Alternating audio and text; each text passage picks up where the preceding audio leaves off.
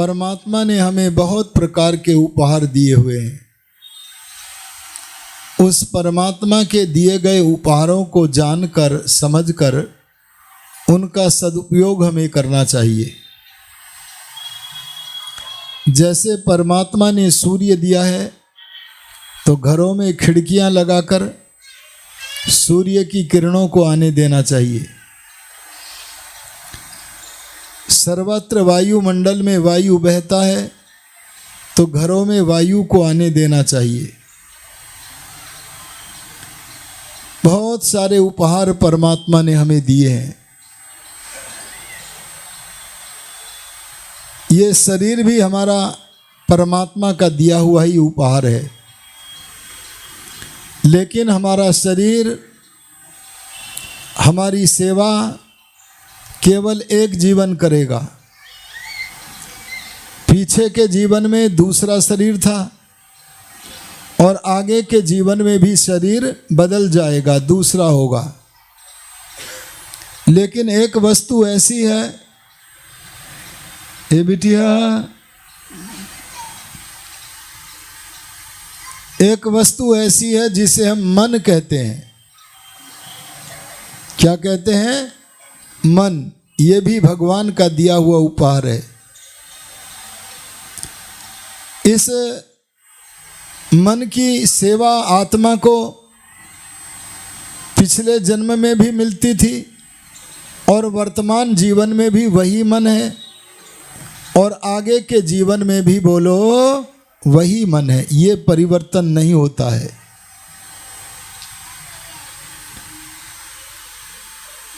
आपको परमात्मा ने आंखें कितनी दी हैं? अरे बोलो जी। अच्छा, कान कितने दिए हैं? और मन कितने दिए हैं? एक दिया है। वेद का मंत्र भी कहता है कि मन एक है। तन में मनः शिव संकल्पमस्तु। इसमें मन के लिए एक वचन का प्रयोग हुआ है। इससे पता लगता है हमारा मन एक ही है। कितने हैं बोलो? एक ही है। पर एक मन अपनी अनेक विशेषताओं के कारण, आपको अभी मन की विशेषताओं का नहीं पता है, पर पता लग जाए तो बड़ा कल्याण होवे। एक ही मन अनेक शक्तियों के कारण, अभी तो हमें अपने मन की शक्तियों का भी नहीं पता है। एक ही मन अनेक अवस्थाओं के कारण, क्या कह दिया मैंने? अनेक अवस्थाओं के कारण इस एक मन के अनेक नाम हैं। आज मैं विभिन्न नामों की चर्चा नहीं कर रहा हूं, पर एक बात मैं कहना चाहता हूं कि जब हमारा ब्रह्मचर्य आश्रम होता है तब से लेकर के मृत्यु पर्यंत मन का बड़ा ही महत्व है। अरे बोलो, किसका महत्व है? मन का बड़ा ही महत्व है। इसलिए मन को जानो, समझो कि ये क्या वस्तु है। मन के बिना संसार में कोई भी काम नहीं हो सकता है। वेद में लिखा है, यस्मान न रीते किंचन कर्म क्रियते। वेद कहता है ऐसी वस्तु कौन सी है जिसके बिना हम कोई भी काम नहीं कर सकते। बोलो, अरे बोलो। मन। आप ये प्रवचन मन के बिना सुन लोगे क्या? तभी तो मुझे नाम लेने पड़ते हैं आप लोगों के, क्योंकि मुझे पता है ये बैठे तो यहाँ है, मन और कहीं है। ऐसे ही नहीं लेता मैं नाम। ध्यान देना, मन एक ऐसी वस्तु है जिसके बिना रोटी नहीं खाई जा सकती। अरे जिसके बिना अभिनय भी नहीं किया जा सकता, जिसके बिना कोई काम नहीं किया जा सकता। इसलिए अपने मन को कर्म करने के योग्य बनाओ। मन बड़ा अमूल्य पदार्थ है। मन की मैं कुछ विशेषता बताता हूं। यहाँ हमारी बेटियां कुछ बैठी हैं, कुछ बेटे भी दिख रहे हैं। मन एक संदूक है। अरे बोलो क्या है? संदूक में क्या रखते हो? है जी? कौन सा सामान? जरा जुड़ जाओ हमसे। अरे संदूक में आप कपड़े रखते हो, पुस्तकें रखते हो, नाना प्रकार के पदार्थ रखते हो, लेकिन मन का एक कोना ऐसा है जिसमें हम सामान रखते हैं। कौन सा सामान, कोई बताएगा? आपको ये तो पता है कि अलमारी में हम कपड़ों को रखते हैं, ये पता है कि नहीं? अरे बोलो, पता है कि नहीं? किसे किसे पता, हाथ खड़ा करो। हाँ, इतनों को पता, बहुत अच्छा, धन्यवाद। नीचे हाथ कर लो। अच्छा, ये किसे पता है कि मन के कोने में हम कुछ चीजें रखते हैं? वो चीजें कौन कौन सी हैं?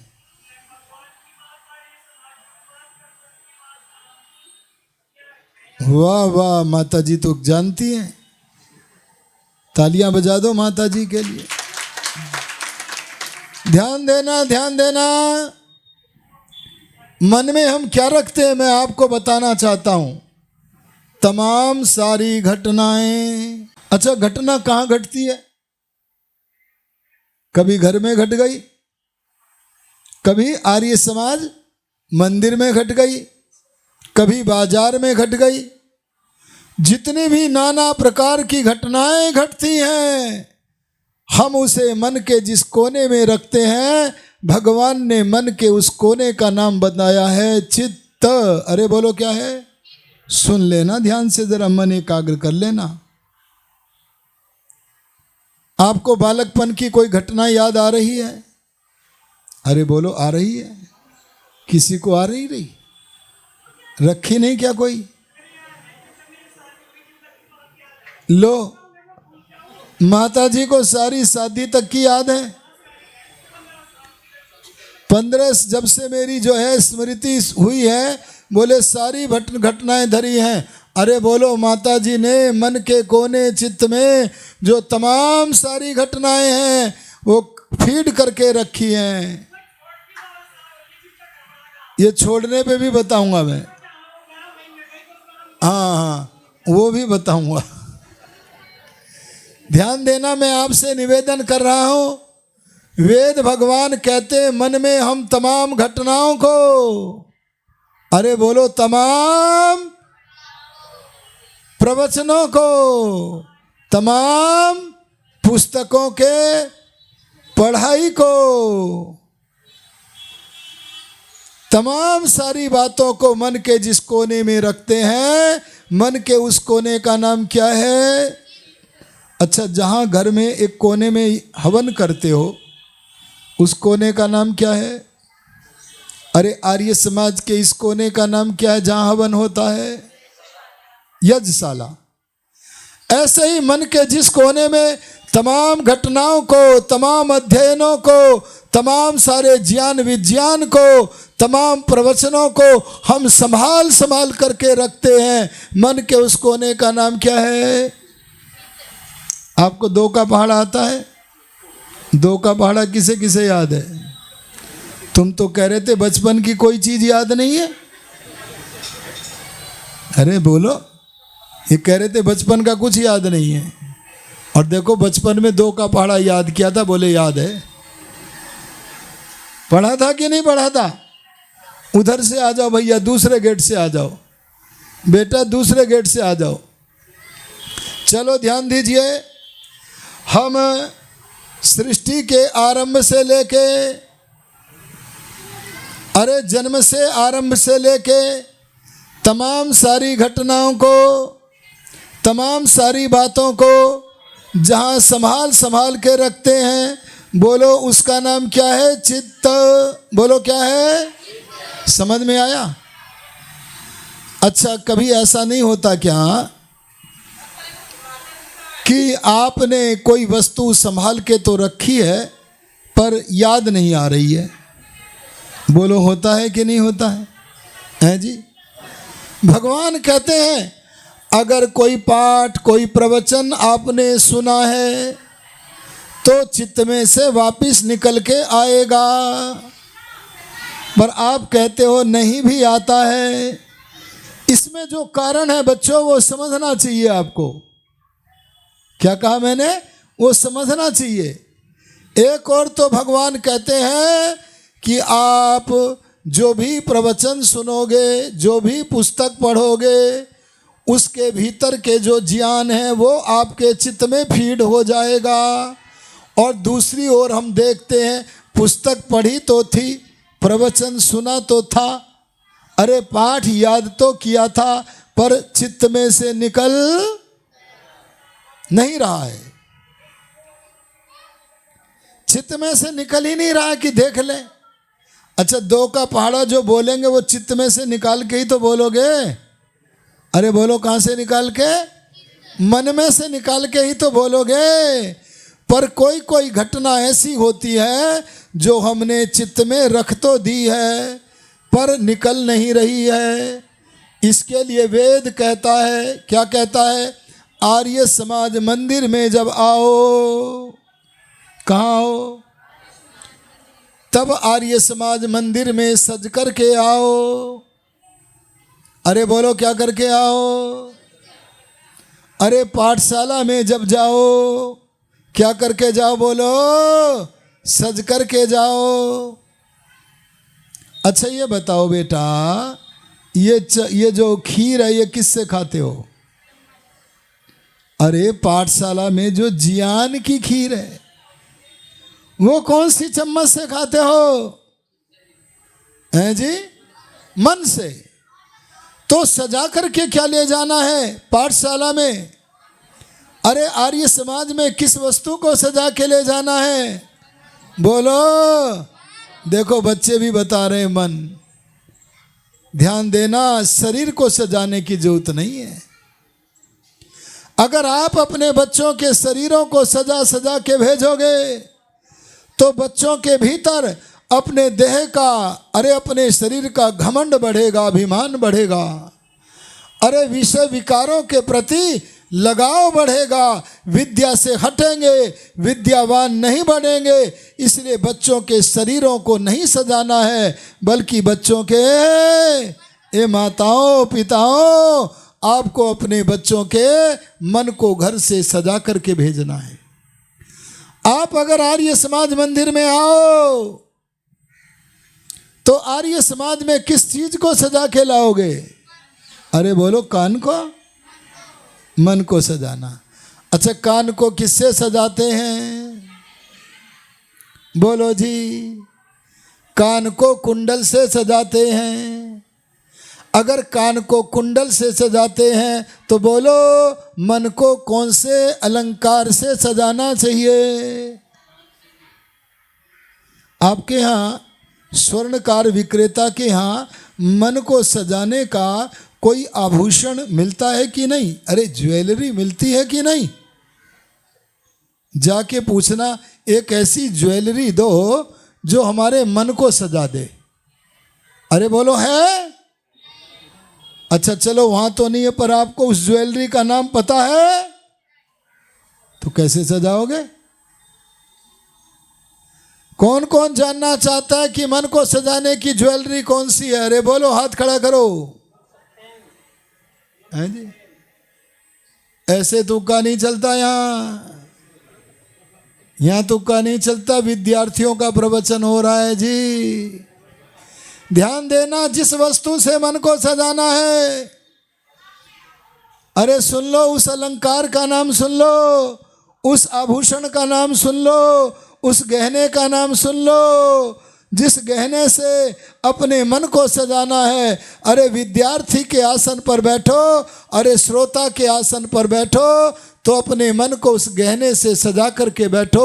उस गहने का नाम है अवधान। अरे बोलो, क्या है ये गहने का नाम? सुना है? अरे बोलो, सुना है? नहीं सुना? गंगों में नहीं है? अरे बोलो, सोच नहीं, देखो माथे पे सलवट आ गई। बोले कौन सा है? सुनार के यहाँ तो कहीं मिलता नहीं। सलवट तभी तो आती है ना, वो सोच रही कौन सा है। ध्यान देना, मैं अवधान को सजाता हूं, बताता हूं। अब ध्यान देना जरा, स प्लस अवधान बराबर, अरे बोलो क्या आया, स जमा अवधान बराबर, भाई यही तो है अवधान। अवधान के साथ आर्य समाज मंदिर में आओ, इसका मतलब सावधान होकर आए हैं। अरे बोलो क्या करके आए हैं, सावधान होकर के आए हैं। अब मैं अवधान का अर्थ बताता हूं। जल माने, अरे वस्त्र माने, अरे बोलो अवधान माने, तभी तो सावधान का अर्थ पता लगेगा। अवधान माने ध्यान, अरे बोलो अवधान माने ध्यान, अवधान माने एकाग्रता, अवधान माने मन में एक ही वस्तु का रहना, इसका नाम क्या है, अवधान। अरे बोलो मन में, और पड़ोसी से बात भी कर लो तो प्रवचन आ जाएगा समझ में, अरे बोलो आ जाएगा क्या। इसलिए क्या है, मन में व्याख्याता का जो वचन है वही रहना चाहिए, उससे तनिक भी इधर उधर जाना नहीं चाहिए। अच्छा, जो श्रोता अपने घर से अपने मन को सजा करके लाता है, अथवा जो विद्यार्थी, कौन कौन विद्यार्थी बैठे हैं, हाथ खड़ा करो। वाह वाह, ये पाठशालाओं के विद्यार्थी हैं जिन्होंने हाथ खड़े किए हैं। वैसे तो हम सब विद्यार्थी हैं, इसीलिए प्रवचन हम सबके लिए है। जिन्होंने हाथ नहीं खड़े किए वे भी विद्यार्थी मान करके मेरे प्रवचन को सुनो, बड़ा कल्याण होगा, बड़ा कल्याण होगा। और वो क्या, जो विद्यार्थी, अरे जो श्रोता, अरे जो छात्र अपने घर से अपने मन को अवधान से सजा करके लाते हैं, तो जिस समय व्याख्यान वेदी पर बोलने वाले का आना होता है, बोलने वाला माने वक्ता का बैठना होता है, तब श्रोता अपने मन ही मन में, कैसे मन में, सजे हुए मन में एक वाक्य बोलते हैं, अपने एकाग्रता के संस्कारों से सजाए हुए मन में एक वाक्य बोलते हैं। क्या, अब घंटी बज गई है।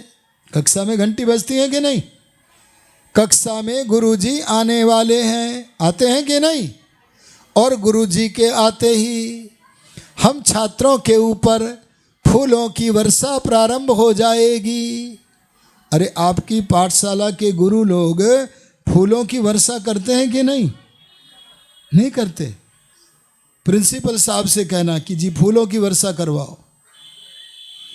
अच्छा, ये विद्यार्थी तो कहते हैं हमारे यहाँ कोई वर्षा नहीं होती है, लेकिन जो श्रोताएं आते हैं, आर्य समाज मंदिर में आते हैं, अगर वे अपने मन को सजा करके लाए हैं ना घर से, तो वे भी अच्छे विद्यार्थी की तरह अच्छे श्रोता बनकर जब वक्ता बोलने के लिए बैठता है तो अपने सजे हुए मन में एक बार बार कहता है, अब व्याख्यान वेदी पर वक्ता का आगमन हो गया है और हम श्रोताओं के ऊपर बस अब फूलों की वर्षा प्रारंभ होने वाली है। अरे बोलो श्रोताओ, आपके ऊपर वक्ता लोग फूलों की वर्षा करते हैं कि नहीं? अरे बोलो कौन सा, गुलाब का कि गेंदे का है जी? आप क्या नहीं होती कॉलेज में? तो अब पता लग गया, देखो बोले अब होती है। अरे सुनो, उन फूलों का नाम सुन लो। मैं आपको उन फूलों का नाम बताता हूं। शास्त्र बोलता है, मैं नहीं बोलता हूं। मैं एक भी बात संजय जी अपनी ओर से नहीं बोलता, एक भी बात अपनी ओर से नहीं बोलता।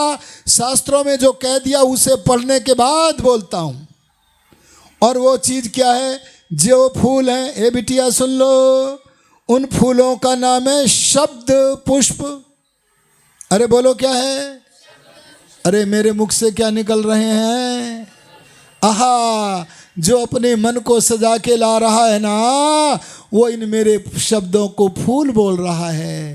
कारण क्योंकि मन को सजा करके आया है। अरे बोलो मन को। और जो मन को सजा के नहीं आया वह अपने मन में एक वाक्य बोल देता है, क्या? अरे ये प्रवचन तो होते ही रहते हैं। संजय जी क्या बोला?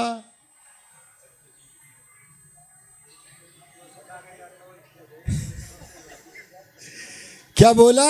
अरे ये प्रवचन तो होते ही रहते हैं, ये कोई नया काम थोड़े ही हो रहा है। तुम भी बोलते हो कक्षा में, अरे घंटी तो बजती ही रहती है, बोलती हो? अरे गुरुजी तो रोज पढ़ाते ही रहते हैं, ये कोई नया काम, बोलते हो ऐसा? तो क्या बोलते हो? फूलों की वर्षा होगी ऐसा बोलते हो? हाँ समझ गए, यही बोलना चाहिए। ध्यान देना, एक श्रद्धालु व्यक्ति, श्रद्धालु माने सत्य को जानने की इच्छा करने वाला मनुष्य, अरे ज्ञान का पिपासु मनुष्य अपने गुरु के अथवा वक्ता के मुख से निकलने वाले शब्दों की उपमा किससे कर रहा है?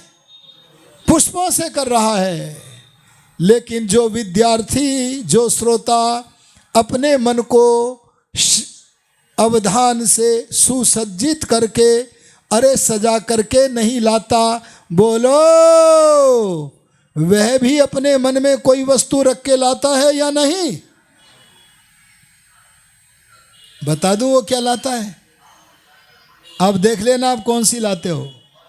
जो श्रोता अपने मन को एकाग्रता के संस्कारों से, अरे जो वक्ता अपने मन को एकाग्रता के संस्कारों से सजा करके लाता है, वह कहता है अगर गुरु जी के मुख से, अरे वक्ता के मुख से अगर शब्द पुष्पों की वर्षा होगी तो मैं भी कक्षा में, मैं भी सत्संग में भौरा बन करके बैठूंगा।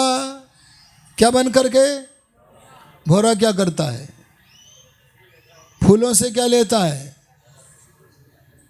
पराग लेता है।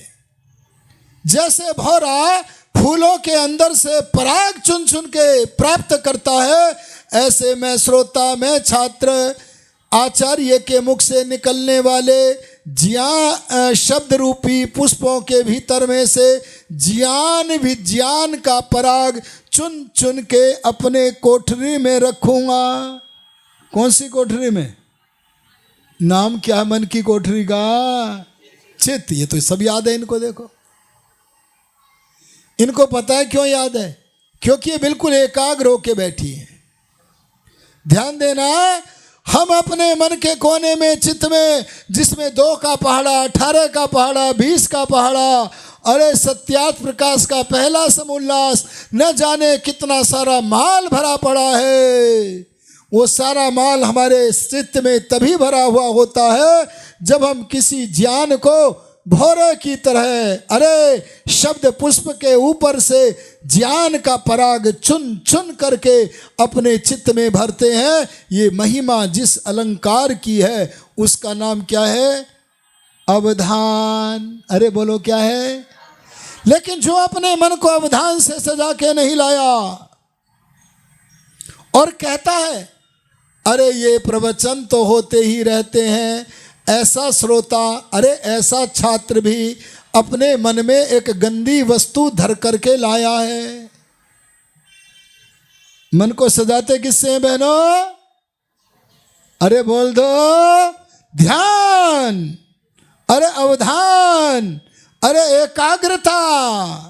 समझ गए ना? मन की चंचलता मिटाना। पानी पहले ही थोड़ा था, वो ही मैदान में बिखर गया, खेत के किनारे तक तो पहुंच गया, थोड़ा था वही बिखर गया, तो भला कहीं खेत सींच जाएगा क्या? अरे नहीं सींचेगा, क्योंकि पानी थोड़ा है। एक किसान बुद्धिमान था, बोला देख तेरे जितना पानी ही मेरे पास है, पर मैं खेत को सींच के दिखाऊंगा। बोले तू कैसे सींच लेगा? बोले मुझे देख, मेरी तरह तू भी आगे काम करना। और उसने भी जहाँ पानी था वहाँ से खेत की तरफ को पानी चलता कर दिया। अरे समझ में आया कि नहीं? पहले वाले किसान की तरह इसने भी खेत में पानी को चलता कर दिया। यहां भी मैदान पड़ता था, पर इसने अपने मैदान को, अपने पानी को मैदान में बिखरने नहीं दिया। एक नाली बनाकर, अरे बोलो क्या बनाकर, आजकल तो प्लास्टिक की नाली भी आती है जी, नाली भी एक बूंद नहीं ले सकती। बोले सारा का सारा पाइप के माध्यम से, अरे नाली के माध्यम से सारे के सारे पानी को मैदान में न बिखरने देकर खेत में ले गया। बोलो ये खेत सींच देगा कि नहीं? आ गया समझ में? ऐसे ही है बच्चों, जो कहते हो मेरी बुद्धि कमजोर है, उनसे मैं कहना चाहता हूं तुम अपने मन की शक्तियों को, अरे क्या बोला मैंने, तुम अपनी शक्तियों को मैदान में बिखरने मत दो। अपनी बुद्धि की शक्ति को मैदान में बिखरने मत दो। कौन से मैदान में? देखे कोई बताएगा क्या? तुम्हें सब कुछ बताना पड़ेगा। मैदान भी अवधान बता दिया, उपेक्षा बता दिया, अब मैदान तो ढूंढ लो। अरे कोई तो बोलो। मैदान माने व्हाट्सएप, मैदान माने फेसबुक। ये लोग नए नए मैदान आ रहे। ये इंस्टाग्राम निकाल के लाई, ये चलाती होगी, ये इंस्टाग्राम पे है जी। मैदान माने रूप, मैदान माने बोलो रूप, मैदान माने रस, मैदान माने गंध। कई बच्चे तो ऐसे सेंट छिड़क छिड़क के जाते हैं। अभी देखते हैं बराबर वाला, देखे क्या कहेगा मेरा मित्र। जब कुछ नहीं कहता तो कहता मेरी सेंट कैसी लग रही है। बोले हमें तो पता नहीं, तो फिर नाराज होता है उससे।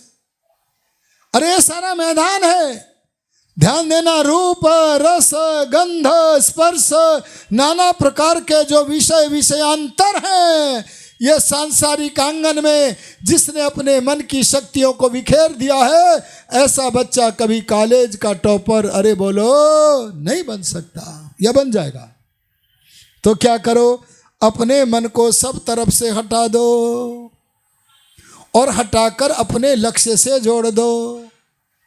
अरे बोलो किससे जोड़ दो? आपने कोई लक्ष्य बनाया भी है कि नहीं? एक बच्चा गुरुकुल में गया, और जब गुरुकुल में गया तो आचार्य ने पूछा बताओ आपके बच्चे को क्या बनाना है? तो माता पिता बोले कुछ भी बना दो, बस इतना कर दो, हमारा दिमाग न खाए। अरे बच्चों का लक्ष्य निर्धारित करो। अरे तुम लक्ष्य बनाओ क्या, मैं साहित्याचार्य बनूंगा, मैं व्याकरणाचार्य बनूंगा, मैं वैज्ञानिक बनूंगा, मैं IAS बनूंगा। कोई ना कोई तो लक्ष्य का निर्धारण करो। अगर लक्ष्य का निर्धारण नहीं करोगे तो मन को अवधान से नहीं सजाओगे। पर कोई कोई विद्यार्थी तो बहुत बड़ा लक्ष्य भी बना लेता है।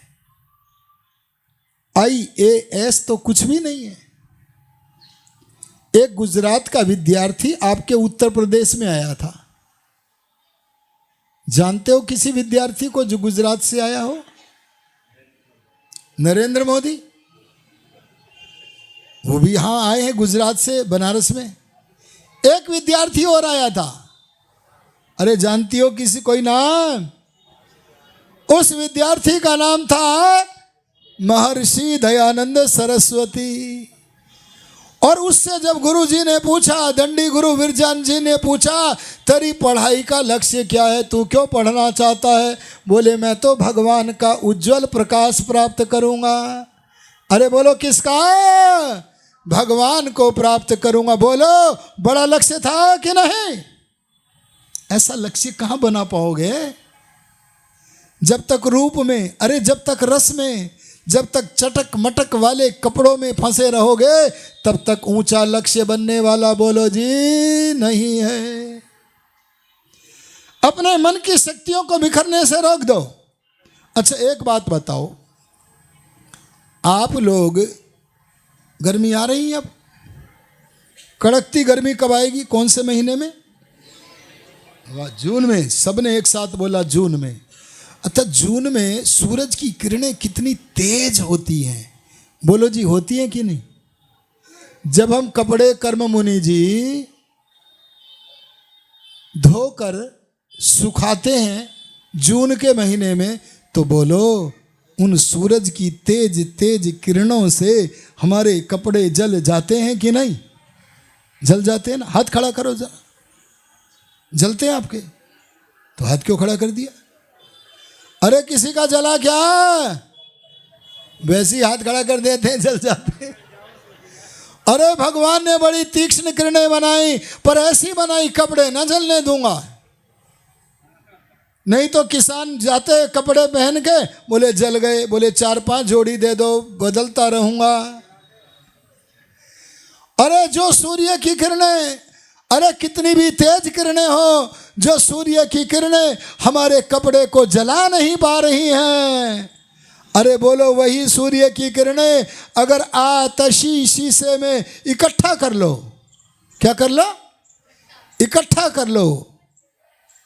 जैसे मन की शक्तियों को इकट्ठा किया था, किससे?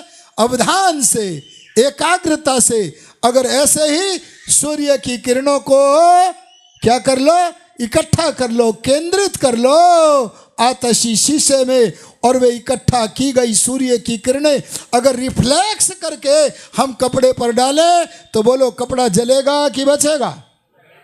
वाह, पहले जो किरणें कपड़े को जला नहीं पा रही थी, अब वही किरणें केंद्रित होने के कारण, अरे एकाग्र होने के कारण, अरे इकट्ठा होने के कारण अब वो कपड़ों को जलाने में बोलो समर्थ हो गई। तो आपको क्या करना है? अपने मन को ऐसा पढ़ाई के समय, अरे बोलो किसके समय? योगी बनने के समय नहीं, वो प्रवचन दूसरा होगा, वहां डिलीट करना है। वहां क्या करना है जी? डिलीट। जो याद है उसे भूलना है। लेकिन जब विद्यार्थी के आसन पर बैठो, तो आपका जो सब्जेक्ट है, जो विषय है, उसे एकाग्र होकर के पढ़ना, बिल्कुल एकाग्र होके। कितना? जैसे एक उदाहरण दे देता हूं मैं। गुरु द्रोणाचार्य का नाम सुना है?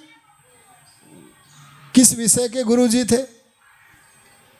वाह, धनुर्विद्या के भी गुरु थे।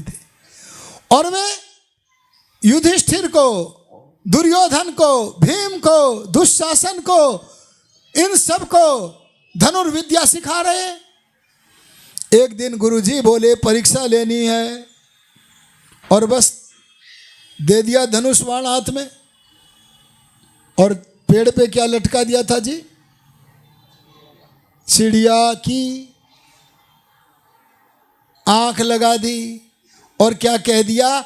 धनुष बाण लो, इस बाण से आंख की पुतली बींध दो। युधिष्ठिर ने हाथ में लिया। गुरुजी बोले लक्ष्य संधान करने से पहले, लक्ष्य को बींधने से पहले ये बताओ क्या क्या दिखता है? तो युधिष्ठिर बोला गुरुजी आपके दर्शन हो रहे हैं। सामने तो खड़े थे गुरुजी। अरे बोलो लक्ष्य को बींध देगा क्या? ए गुरुओं के चक्कर में पड़ी हुई माताओं बहनों, अगर भगवान को पाना है तो उस समय भगवान के चिंतन में गुरु को याद मत करना। आई बात समझ में नहीं आई? उस समय किसे याद करना? जो तुम्हारा लक्ष्य है, और लक्ष्य है ब्रह्म। लक्ष्य के बोलो क्या है? परमात्मा। इसलिए उस समय गुरु को मत ध्यान देना, उस समय तो आपका लक्ष्य केवल बोलो परमात्मा है। बोले हटो युधिष्ठिर, तुम्हारे बस का काम नहीं है। दुर्योधन आया। बोले दुर्योधन क्या दिखता है? बोले गुरुजी के नाम पर तो हटा दिया था, तो गुरुजी का नाम तो लेना नहीं। बोले गुरुजी पेड़ की टहनियां दिख रही हैं। बोले हटो। अरे बोलो क्या बोला? हटो। सारों को हटाते गए, सारों को हटाते गए, और जब क्रम आया अर्जुन का, अरे बोलो धनुर्धारी, तो अर्जुन ने लक्ष्य तैयार, लक्ष्य पर संधान कर दिया अपना बाण। बोले रुको अर्जुन रुको, बताओ क्या दिखता है। आहा, मन को इतना एकाग्र कर लिया, मन को अवधान से इतना सजा लिया। अरे जैसे किसान नाली बनाकर सारे पानी को खेत में ले जाता है, ऐसे विद्यार्थी यदि अवधान की नाली बनाकर, अरे बोलो किसकी, एकाग्रता की नाली बनाकर प्रवचन को सुन ले, अरे विद्यार्थी अगर पाठ को पढ़ ले तो उन्हें यूनिवर्सिटी टॉपर बनने से बोलो कोई नहीं रोक सकता है। पूछा अर्जुन से क्या दिखता है। अर्जुन बोला गुरुजी सुन लो, मुझे तो चिड़िया की आंख की पुतली और अपनी वाण की नोक का अगला भाग, बस ये दो ही वस्तु दिखती हैं। अरे बोलो लक्ष्य भेद कर लेगा कि नहीं। बोले करा संधान, और उसने लक्ष्य भेद कर लिया। ऐसे ही मैं आपसे एक बात कह करके वाणी को विराम करूंगा। अगर कोई विद्यार्थी अपने शिक्षा का कोई लक्ष्य बना ले तो हर समय उसे लक्ष्य ही चमकता रहे। अरे बोलो क्या चमकता रहे, लक्ष्य ही चमकता रहे। और कैसे कि लक्ष्य के अलावा सब कुछ चमकना बंद हो जाए। बोले मुझे तो IAS बनना है, अरे मुझे तो विद्वान बनना है। अगर लक्ष्य ही हमारे सामने भासता रहेगा, बाकी सारे कार्यक्रम बंद हो जाएंगे, तो हमारे अंदर दो विशेषताएं होंगी। पहली, उस लक्ष्य की विशेषता का पता चल जाएगा। अरे बोलो किसकी विशेषता का। IAS बनने के फायदे क्या हैं, बोलो विशेषता का पता लगेगा कि नहीं। और दूसरा, उस लक्ष्य को प्राप्त करने की शक्ति का जागरण होगा। क्या ये छोटी बात है। अरे बोलो छोटी बात है। इसलिए आओ अपने मन को एकाग्र करके अपने लक्ष्य को प्राप्त किया करें।